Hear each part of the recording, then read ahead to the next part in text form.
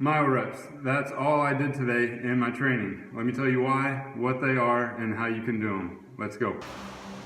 All right, credit to the Barbell Medicine team for teaching me how to do myo-reps. That's MYO for myo-reps.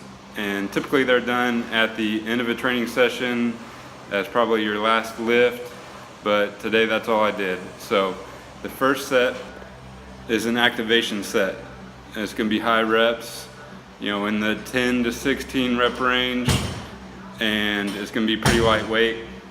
So it takes a little bit getting used to and programming them correctly into your routine. But first set is the activation set, followed by 5 big, long, deep breaths.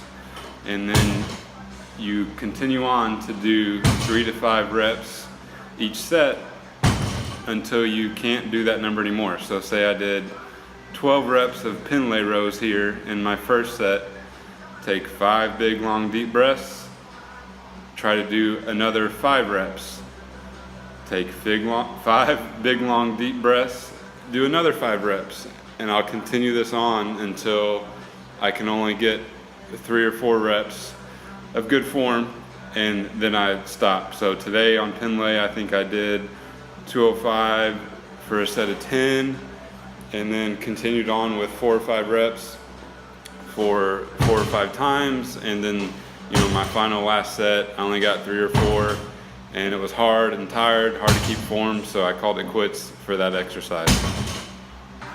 So why should you do them?